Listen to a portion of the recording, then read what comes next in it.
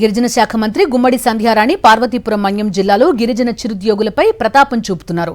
చిన్న చిన్న తప్పులకే క్రమశిక్షణ చర్యలు తీసుకోకుండా ఏకంగా ఉద్యోగాల నుంచి తొలగించి పైశాచికానందం పొందుతున్నారని ప్రజా సంఘాలు ఆరోపించాయి. ఈ రోజు జిల్లా కలెక్టర్ కార్యాలయం వద్ద ప్రజా సంఘాల ఆధ్వర్యంలో నిరసన తెలిపారు. గత సంవత్సరం ఏప్రిల్ నెలలో కేజీబీవీ పాఠశాలలో మంత్రి సంధ్యారాణి పర్యటించి భోజనం సరిగా వండలేదంటూ ఎస్ఓ 4 వంట సిబ్బందిపై క్రమశిక్షణ చర్యలు తీసుకున్నారు. 8 నెలలుగా తిప్పించుకుని ఇప్పుడు టర్మినేట్ చేసి తమ బతుకులను రోడ్డుపాలు చేశారంటూ బాధితులు వాపోయారు.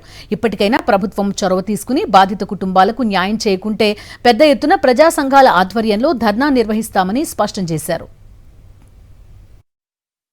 ఏప్రిల్ 9న మేడం గారు విజిట్ కు వచ్చి అక్కడ అన్నం సరిగ్గా ఉడకలేదని చెప్పేసి ఉక్కిరి కూర సరిపడినంత లేదని చెప్పేసి కారణం చూపించి, అలాగే ప్రిన్సిపల్ అయిన నేను డ్యూటీలో నెగ్లిజెన్సీగా ఉన్నానని చెప్పేసి కారణం చూపించి మాకు 10 నెలలు సస్పెన్షన్ లో ఉంచి మొన్న ఏప్రిల్ 17వ తేదీన మమ్మల్ని కంప్లీట్ గా రిమూవ్ చేసినట్టు పాఠశాల మెయిల్ కు టెర్మినేషన్ ఆర్డర్స్ పంపి ఉన్నారు.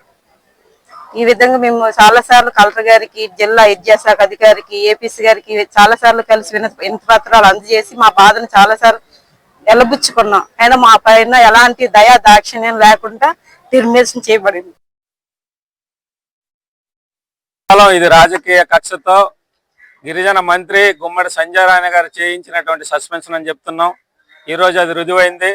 గత కలెక్టరు ఇప్పుడు కలెక్టరు ఐఏఎస్ లా కాకుండా ఐఆర్ఎస్ లాగా ప్రవర్తిస్తున్నారు. ఒక చిన్న సమస్య, అన్నం చాలలేదు, ఉక్కెర ఉడకలేదు, ఇది ఒక పెద్ద సమస్య కాదు. అమ్మాయిల మీద అఘాయిత్యం చేసిన వాళ్ళని 6 నెలల ముందే ఉద్యోగం ఇస్తున్నారు. ఈరోజు గుమ్మడి సంధ్యారాణి సహా చంద్రబాబు నాయుడు వరకు మొత్తం మహిళా సాధికారిత, మహిళా రిజర్వేషన్ బిల్లు కోసం మాట్లాడుతున్నారు.